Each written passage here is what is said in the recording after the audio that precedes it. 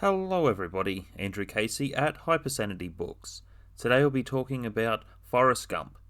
Comparing between book and movie, there are some interesting points. There are some dark points within the book that are interesting and also quite frightening, to be honest. With both adaptations, there are different things that you may learn within this quick review.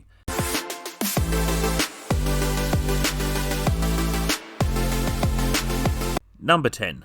Let me say this. Being a idiot is no box of chocolates. With the movie, there are some different interpretations. That line was from the book. With the movie, he says, Mama always said life was like a box of chocolates.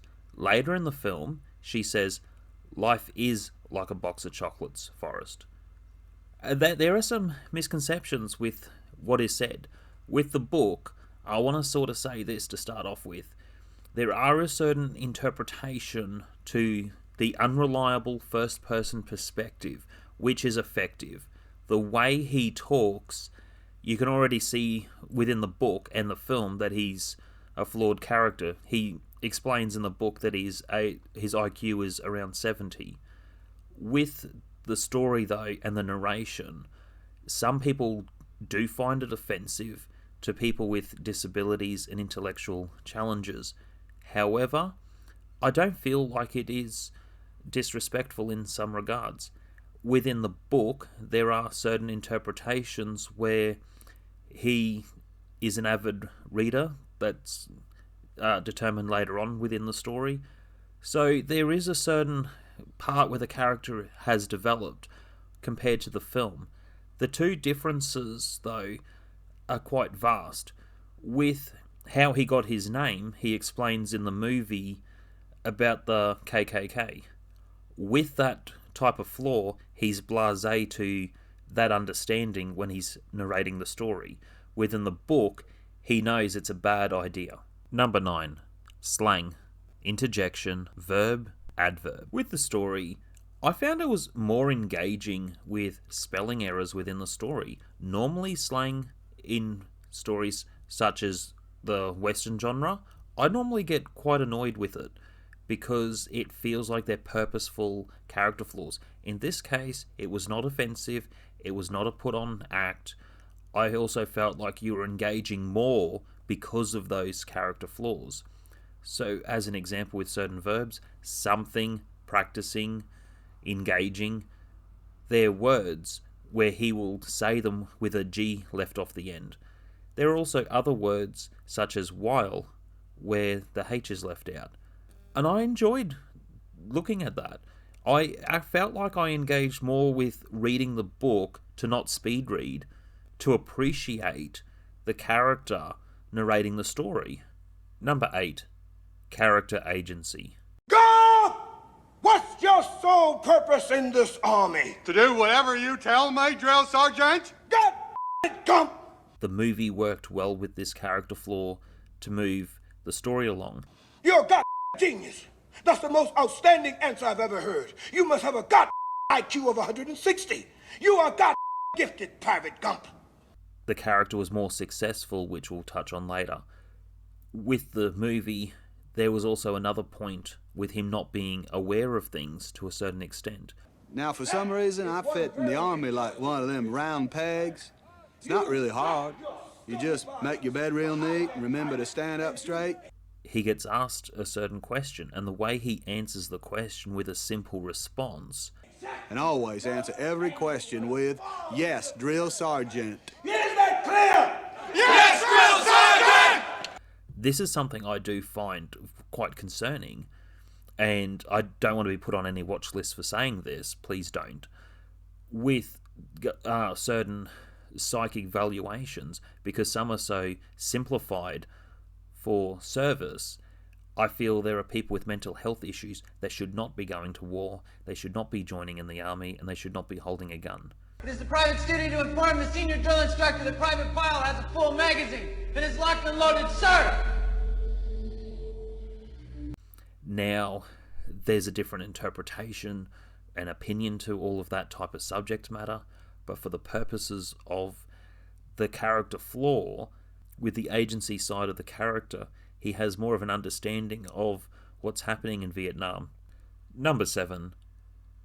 Dark side of the book. With the book, there is a heavier focus on the realization and the subject matter of drugs and alcohol abuse. There is a lot more heavier detail where Forrest Gump is captured in New Guinea by a group of cannibals. So that there is some dark subject matter within the book, and he's more than aware of certain things being quite wrong, to be honest. And there is a lot of dark elements within the story. So I felt with some of the characterization, the one character that was deeper detailed within the book was his mother. He had a deeper, meaningful relationship with his mother in the book that gets skipped over for the sake of the film. Number 6. Bubba and His Mother. Are you crazy? Or just plain stupid? Stupid as stupid does, Mrs. Blue. I guess. Tell me something. Are you stupid or something? Stupid as stupid does, sir. I loved both characters in movie and book. They were very much the same in both adaptations. I also found it was complementary to the character flaws. It was also complementary between the movie and the book to the respect of having good friends. That was also a lot more heartwarming and engaging within the movie compared to the book. So there are some vast differences. His mother, however, Bubba's mother, gets financially free in life. Number 5. Further mental health issues. Within the book, Forrest Gump suffers a lot more PTSD. There is a very different tone and a dark tone within the story, especially previously mentioned with the cannibal scene. So there is some dark subject matter within the book, and it does mess with his head a lot. There is also another part of him daydreaming and having the dream of being an astronaut. As Lieutenant Dan said, the day you become a shrimp boat captain, I'll become an astronaut. So there is that subplot of daydreaming within the book. Now, with the magic legs scene that comes later on, with Lieutenant Dan being able to walk again, it was talking about the space shuttle. That was also quite respectful as that little subplot within the book.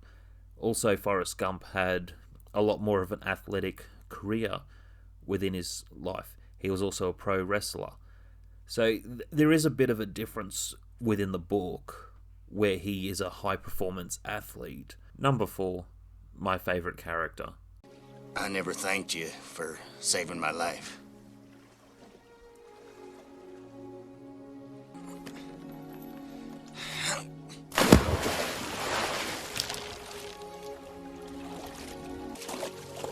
He never actually said so, but I think he made his peace with God. I just wanted to play that little bit of footage because I think that's one of the biggest things that people can do with their life. And when the Lieutenant Dan character stopped blaming God for mishaps in life, I prefer the movie character much more than the book. Making his peace, he moves forward in a positive direction. Now with the character, I'll just play a little bit of quick snippets from the film to lead to another point. Morning, sir. Oh, get your hands down. Do not salute me. There are goddamn snipers all around this area who love to grease an officer. I should have died out there with my men, but now I'm nothing but a goddamn cripple, a legless freak. Now, if I accept Jesus into my heart, I'll get to walk beside him in the kingdom of heaven. Did you hear what I said? Did you lose your packer in the war or something? What did your friend stupid or something? What did you say? I said, is your friend stupid or something? Don't call him stupid! You so pathetic. Get out of here! You retard! Loser, you freak! I guess Lieutenant Dan figured there's some things you just can't change. He didn't want to be called crippled, just like I didn't want to be called stupid. We got a whole bunch of boats, 12 Jennies, big old warehouse. We even have hats that say Bubba Gump on them. Though he did take care of my Bubba Gump money, he got me invested in some kind of fruit company. And so then I got a call from him saying we don't have to worry about money no more. And I said, that's good. With the character, one thing I do like with stories, even though he's not the protagonist, and it's hard to say whether a character like that is another protagonist, a deuteragonist, or a tritagonist. With characters like that, and I did this with Dark Sparrow, with Dark Sparrow you follow her as the main character. Then there is another protagonist called Troy Marino. He's the hero of the story. And then another character, because the heavy theme is shock or trauma, the Trinity character overcomes that within the 7 stages of grief. With writing characters like Lieutenant Dan, when they go through a story and go through so much character development, I enjoy it. It's a break away from the protagonist, and there is so much more story to tell. I also like the way the movie worked with the storytelling, how, on a business standpoint, I found that more engaging and enjoyable, because the Lieutenant Dan did so much behind the scenes to help the story along, that you could do a lot with a character like him, and he is one of my favourite characters of all time. I got new legs. Custom made. Titanium alloy. It's what they use on the space shuttle.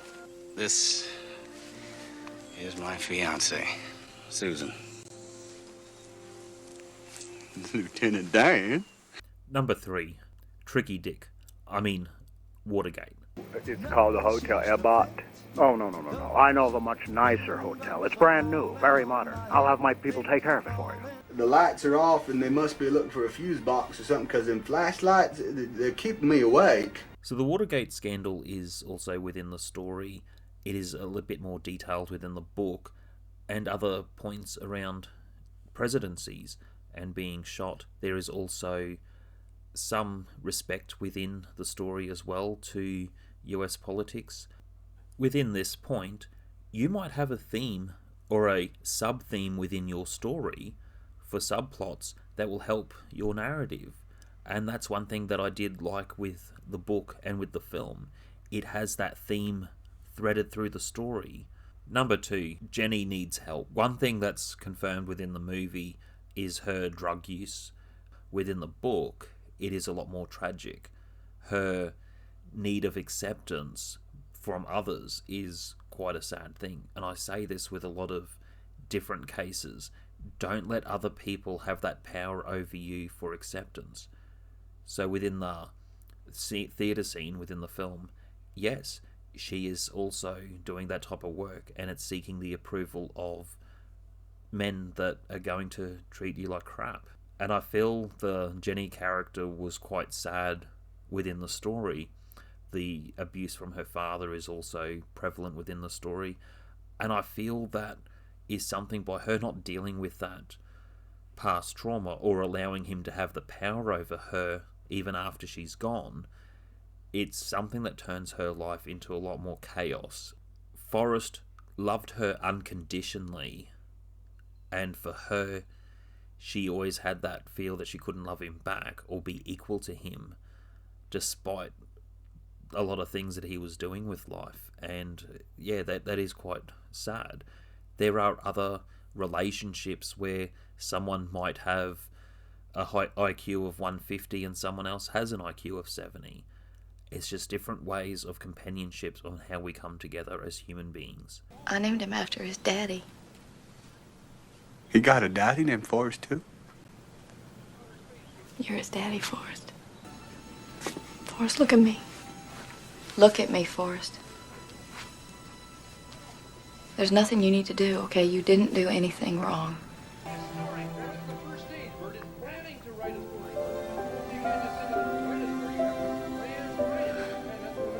Number 1, final thoughts. I rate this book 5 out of 5. I found I've come to an appreciation. If I didn't read the book, I wouldn't appreciate the movie as much, and vice versa. I also feel like if I didn't know about the movie and read the book, I may not have appreciated the book as much. Moving forward, there is also a sequel. There was a follow-up book, Forrest Gump & Co. I'm going to review the book soon, but that is another story and shall be told another time.